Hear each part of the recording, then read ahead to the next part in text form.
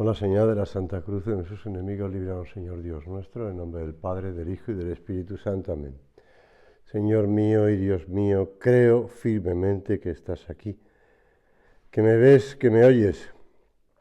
Te adoro con profunda reverencia. Te pido perdón de mis pecados y gracia para hacer con fruto este rato de oración. Madre mía Inmaculada, San José, mi Padre y Señor, Ángel de mi guarda, interceded por mí.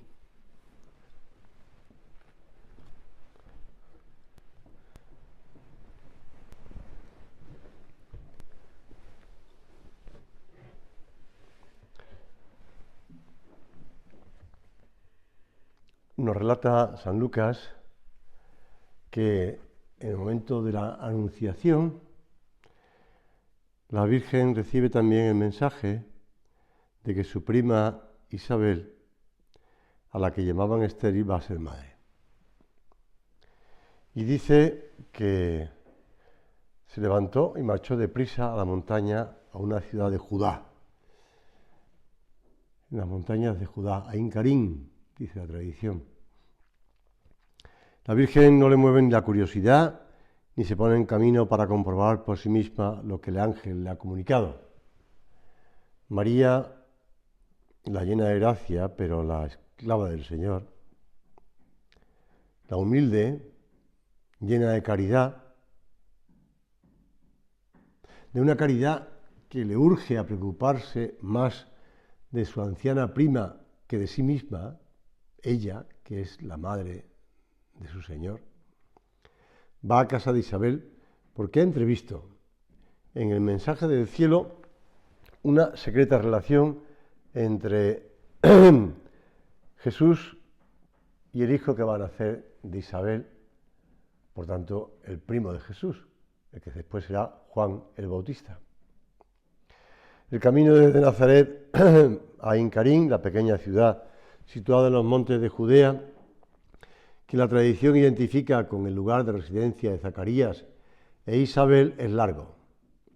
Cubre una distancia de casi 140 kilómetros, dependiendo por dónde vayas. Probablemente José organizó el viaje.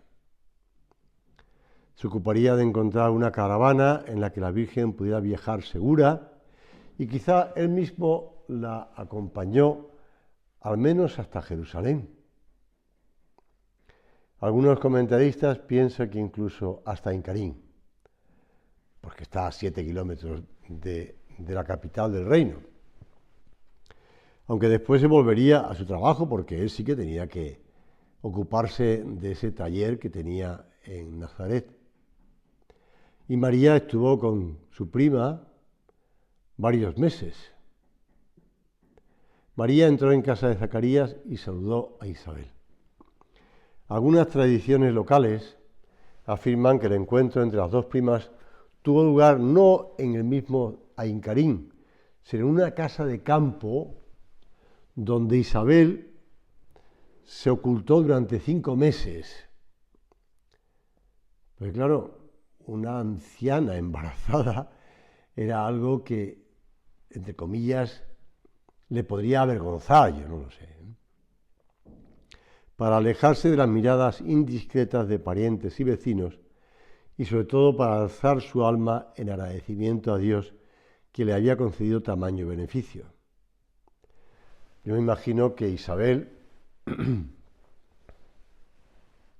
estaría preocupada por el niño que iba a nacer, porque bueno, si ahora una madre que está de buena esperanza está preocupada por cómo va a nacer el niño o la niña, cómo va a ser el parto, cómo va a ser, bueno, si llega hasta el momento del parto, ahora que estamos con infecciones de COVID, etcétera, etcétera, etcétera, y está también ahora con esta, bueno, pues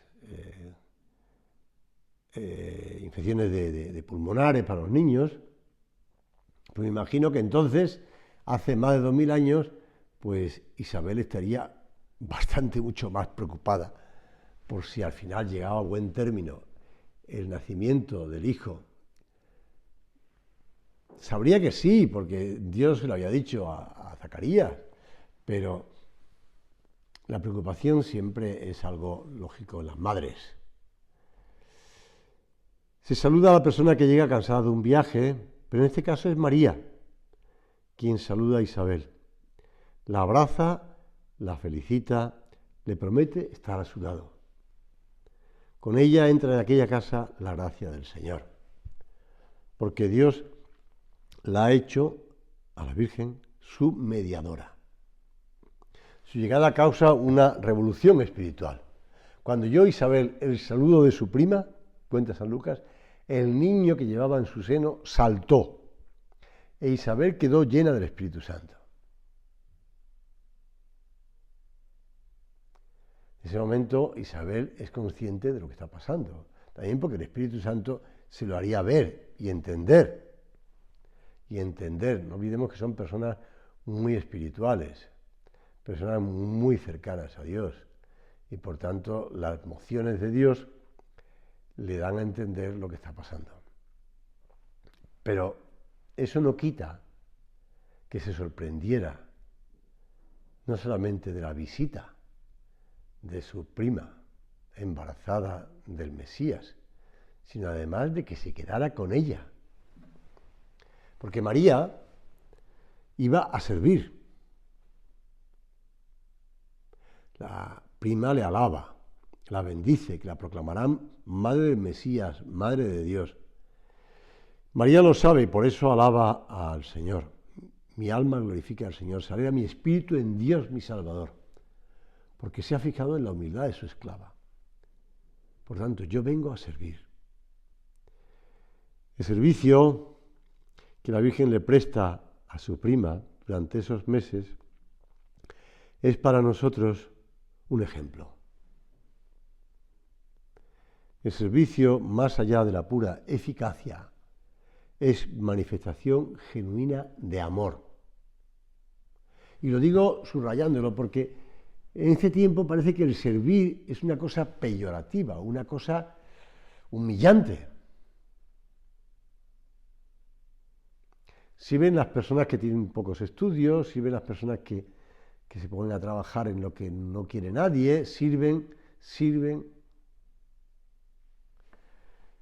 Y María, que es la esclava de Dios y sierva de los hombres, se pone durante 3 meses a servir a su prima Isabel. Y con su presencia llenará de gracias también a Zacarías, porque Zacarías, cuando nace Juan el Bautista, no solamente recupera la voz, sino que también tiene ese himno de alabanza y de arrepentimiento, con toda la fuerza del habla que había recobrado. Bendito sea el Señor, Dios de Israel, porque ha visitado y redimido a su pueblo.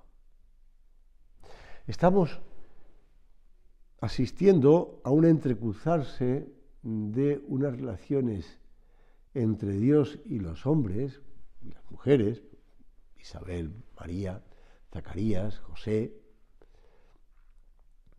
que a su vez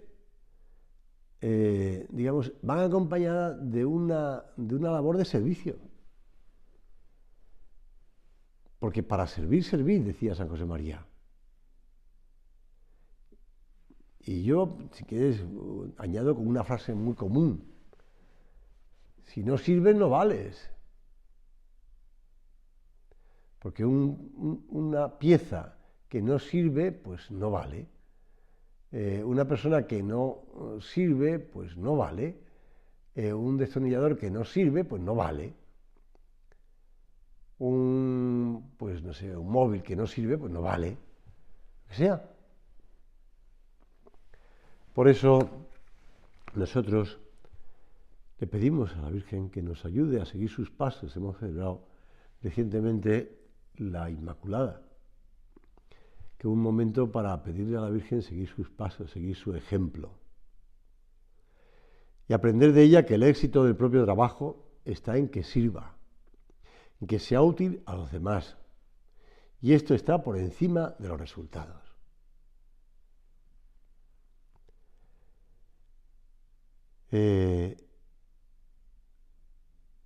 Hay que tener esa presencia de Dios en los trabajos, esa presencia de Dios en lo que estamos haciendo para hacerlo cara a Dios. Tengo aquí una anécdota, más que una anécdota es un relato recogido en una novela que leí hace muchos años, cuando estaba yo en el colegio y tenía pues eso, 15 años. Recuerdo que me encantó y desde entonces alguna vez más la he vuelto a releer porque me he divertido mucho. Son unas novelas escritas por un autor italiano que llevan como título Don Camilo, que es un sacerdote de un cura de pueblo italiano, de una zona situada en el interior de Italia, en aquella época en la que, posterior a la guerra, Segunda Guerra Mundial, pues había, digamos, una cierta pugna entre la democracia cristiana y el Partido Comunista italiano, y entonces va narrando que el alcalde, Pepone, es también un personaje de la misma categoría que Don Camilo, es decir, es fuerte, alto, con grandes manos y poderoso. Y hay una cierta pugna muy graciosa entre Don Camilo y Pepone, entre el cura del pueblo y el alcalde comunista. Hay una anécdota que cuenta en el que Kiko, el hijo mayor de Pepone, Kiko es el hijo pequeño de Pepone, enferma gravemente. Y entonces los médicos dicen que no pueden hacer nada. Al cuarto día de tratamiento manifiestan claramente, solamente el buen Dios puede salvar a su hijo. Pepone no dijo palabra.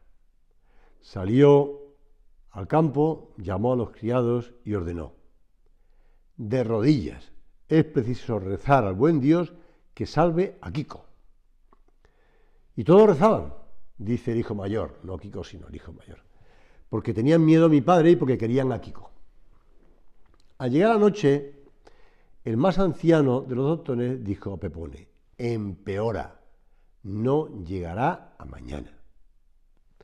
Pepone, ya digo, un personaje corpulento, fuerte y recio, escoge la escopeta, la carga con balas, se la puso en bandolera, alzó un paquete grande, se lo entregó al hijo mayor y le dijo: vamos. Salieron los dos y llegaron a la casa del cura. Don Camilo, que estaba solo, cenando. Reverendo, le dijo el alcalde, Kiko está mal y solamente el buen Dios puede salvarle. Hoy, durante 12 horas, 60 personas rogaron por él, pero Kiko empeora y no llegará mañana. Tú, le dice al cura, solo puedes salvar al buen Dios y hacerle saber cómo están las cosas.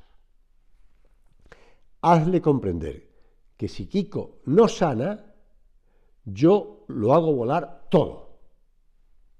En ese paquete traigo 5 kilos de dinamita.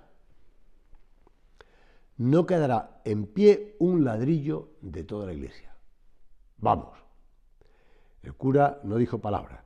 Salió seguido de mi padre, entró en la iglesia y fue a arrodillarse ante el altar. Mi padre permaneció en medio de la iglesia con el fusil bajo el brazo, abiertas las piernas, plantado como una roca. Hacia medianoche, mi padre me llamó. Anda, ve a ver cómo sigue Kiko y vuelve enseguida. Volé por los campos y llegué a casa con el corazón en la boca. Luego volví corriendo todavía más ligero. Papá, grité con el último aliento, Kiko ha mejorado. El doctor ha dicho que está fuera de peligro. Un milagro. Todos ríen y están contentos. El cura, don Camilo, se levantó. Sudaba y tenía el rostro desencajado. Y mientras el cura lo miraba con la boca abierta, mi padre sacó del bolsillo un billete de 1000 liras y lo introdujo en el cepillo de los donativos diciendo: yo, los servicio, los pago. Buenas noches. Algún excomulgado aún sostiene que Dios aquella noche tuvo miedo. Es un relato de una novela, ya te digo. Pero me hizo la frase, me hizo gracia la frase. Yo los servicio, los pago. El primero que viene a servirnos es Dios. Y la Virgen aprende de Dios a servir. El que sirve a nosotros es Dios, que nos está sirviendo constantemente. Mi Padre trabaja siempre, dice el Señor. Jesús no lo ha dicho. Mi Padre trabaja siempre. Y yo hago lo que he visto hacer a mi Padre. Trabajar, servir. Servir. Hay gente que piensa, pero ¿cómo Dios va a estar pendiente de cada una de las personas? De todas las mujeres y todos los hombres de la tierra. Si está sirviendo. Claro que está pendiente. Por eso, en las enseñanzas de San José María, lo que actualmente se designa como liderazgo es comprendido y ejercido siempre como servicio, con el deseo de contribuir a construir un proyecto común en beneficio de todos. Y decía, un líder no es solo la persona que ejerce un determinado rol en un equipo. El líder quiere mejorar el mundo. Y enseguida se da cuenta de que lo mejor es empezar por lo que tiene más cerca, por lo más próximo, su entorno. Son palabras que recoge en una homilía de Cristo que pasa. ¿Y cómo lo hace? San José María lo sintetiza en una expresión: para servir, servir. Ya te lo decía antes, para servir, servir. Y animaba a adquirir todo el prestigio profesional posible en servicio de Dios y de las almas, en un punto de surco. Somos conscientes de que Dios, que nos ha elegido, lo leíamos el otro día en las palabras, en la lectura de la carta a los Efesios de la misa de la Inmaculada, la solemnidad de la Inmaculada. Dios que nos ha elegido antes de la creación del mundo y nos llama a una vocación, a cada uno, una vocación de servicio, de servicio. Porque si no, ¿qué sentido tiene lo que hacemos en la vida? Pensar en nosotros, buscarnos a nosotros mismos. ¿Qué sentido tiene ese?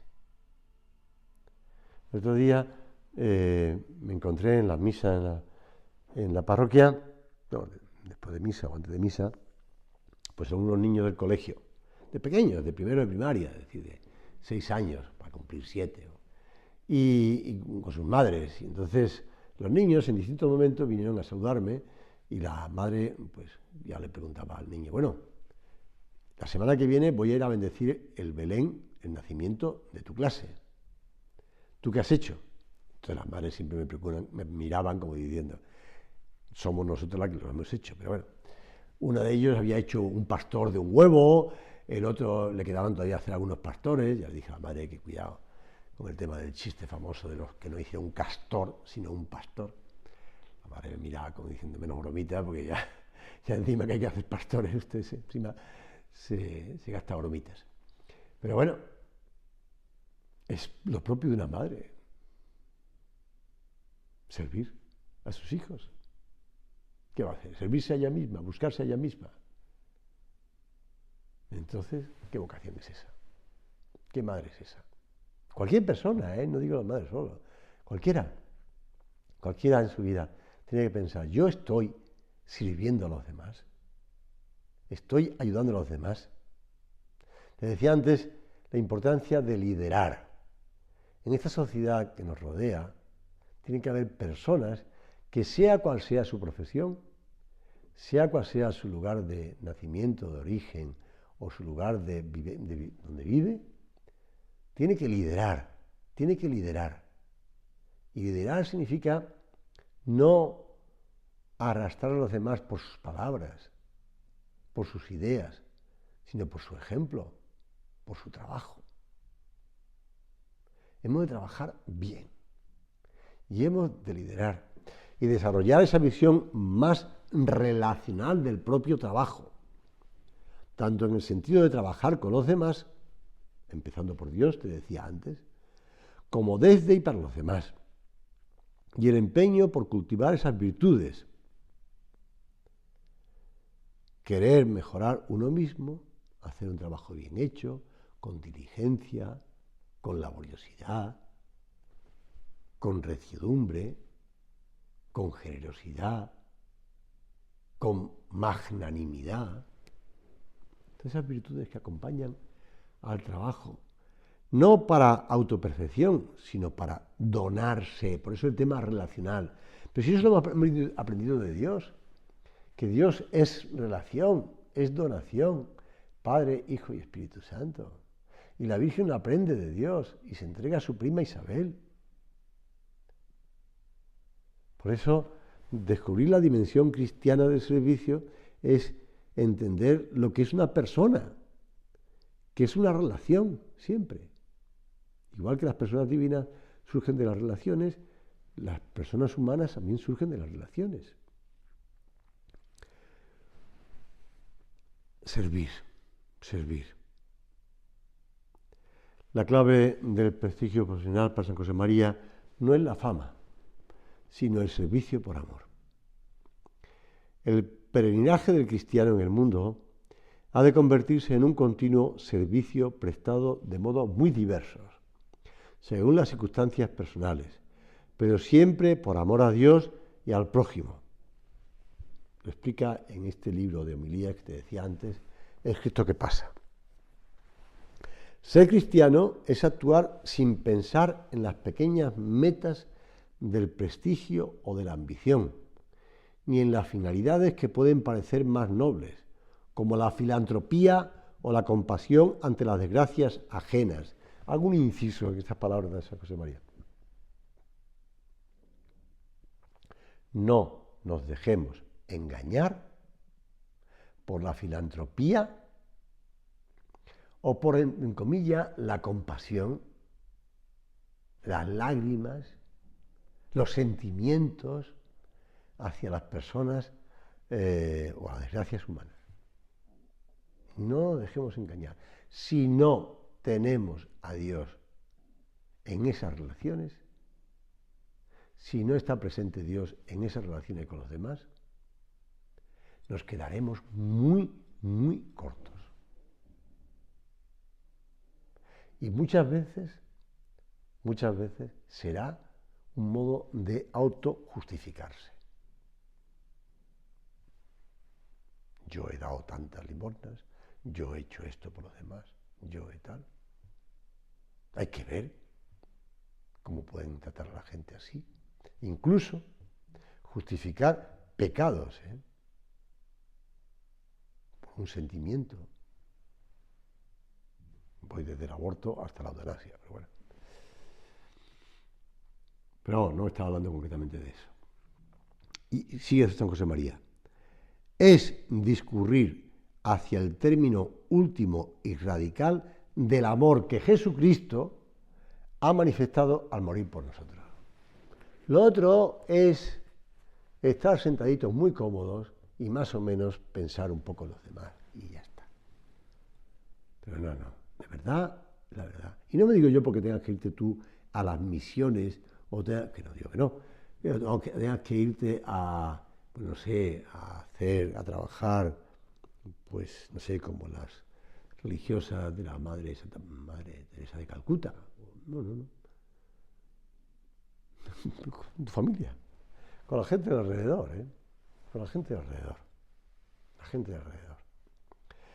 En resumen, el sentido del prestigio profesional es poderlo utilizar para el servicio a Dios y a las personas. Por eso, decía San José María, como lema para vuestro trabajo os puedo indicar para servir, servir. Ya te lo he dicho 2 veces antes. Porque en primer lugar, para realizar las cosas hay que saber terminarlas. No creo en la rectitud de intención de quien no se esfuerza en lograr la competencia necesaria con el fin de cumplir debidamente las tareas que tiene encomendadas. No basta querer hacer el bien, sino que hay que saber hacerlo. Y si realmente queremos, ese deseo se traducirá en el empeño por poner los medios adecuados para dejar las cosas acabadas con humana perfección. Eso que decían, o que se ha dicho muchas veces, que, digamos, el pensamiento protestante empujaba mucho a triunfar en los negocios, a triunfar en el trabajo, para demostrar que había por parte de Dios una predilección o una salvación. Los católicos no podemos pensar que el trabajo es algo que hay que hacerlo para salir del paso. Hay que hacerlo muy bien, con perfección, acabado, llegando hasta las últimas piedras, decía San José María. Me han venido a la mente dos sucesos concretos. Una persona que estaba intentando arreglar algo que estaba estropeado en la casa, decía, mire, pues el que hizo la instalación del entorno, es que no quiero concretar mucho, del entorno de esto, pues puso un tornillo y ese tornillo ha estado tropezando con la pieza, mientras que la pieza giraba y bajaba y subía, y ha estado estropeando el motor, porque el tornillo estaba mal puesto, es decir, un tornillo que sobresalía. Y entonces le conté, pues mire, yo recuerdo que, hablando también de carpintería metálica y de PVC y estas cosas, recuerdo cuando me pusieron también una carpintería metálica en una terraza interior, pues al cabo del tiempo dejó de funcionar la lámpara de esa terraza interior. Y le pedí ayuda a unos amigos y me dijeron, mira, es que un tornillo que le han puesto ahí ha cortado el cable. Ha cortado el cable, con lo cual no le llega luz a la lámpara. También cuestión de tornillos. Si uno no piensa que pueden ocurrir estas cosas, si se trabaja con eficacia, pero sin acabar bien las cosas, pues se producen otros descalabros.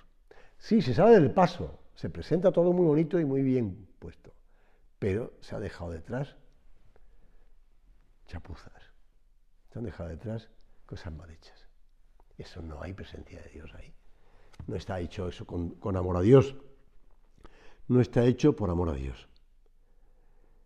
A mí no me va ni me viene, no me importa, me da igual que sea ministro o barrendero, decía San José María. Lo único que me interesa es que se haga santo en su trabajo. Hablando de las personas del Opus Dei. Sí, me da igual que sea ministro o barrendero. En aquella época de Franco había unos ministros en España que eran del Opus Dei. Y pues eso, me da igual que sea ministro o barrendero. Lo importante es que se haga santo en su trabajo. El emperador José II de Austria solía emplear los encarcelados en servicios públicos. Una mañana, en el año, estoy hablando de 1770, algunos de esos presos barrían una plaza en Viena. Un consejero de Estado, favorito del emperador, vio que un joven estudiante muy bien vestido se acercaba a uno de los presos y lo besaba. El consejero lo mandó llamar para decirle que no era correcto que se besase públicamente a uno de los presos. El estudiante, humedecido los ojos por las lágrimas, respondió, pero es mi padre. Esta prueba de amor filial impresionó a aquel consejero y al mismo emperador, que llamó inmediatamente al padre del estudiante y le dijo, un padre que ha educado tan bien a su hijo y que es correspondido por él con tanto amor, no puede ser un delincuente. Y lo dejó libre. La libertad que Dios nos ha dado está para emplearla en servicio del bien. Y el bien siempre son los demás. El bien no es uno mismo, ese es el bien propio, o el amor propio. Como diría San Agustín, 2 amores fundaron 2 ciudades. El amor propio no es el camino. Por eso, cada uno con completa libertad personal, formándose su propia conciencia de frente a esas decisiones concretas que haya de tomar en presencia de Dios, vaya decidiendo sobre su vida y sobre su trabajo, pero siempre mirando más allá de la punta de su nariz a los demás. Como nuestro Señor, que se puso a los pies de los apóstoles en la última cena y empezó a lavarle los pies a los apóstoles. En esos momentos previos a la institución de la Eucaristía y en esos momentos previos a la pasión. Señor, ¿en qué estabas tú pensando? Pues un mandamiento nuevo os doy, que os améis los unos a los otros como yo os he amado. En eso estabas pensando, Señor. Terminamos acudiendo a la Virgen, la esclava del Señor. Y le pedimos, Madre mía, ayúdame a servir. Ayúdame a vivir ese espíritu de servicio como lo hiciste tú en todo momento de tu vida.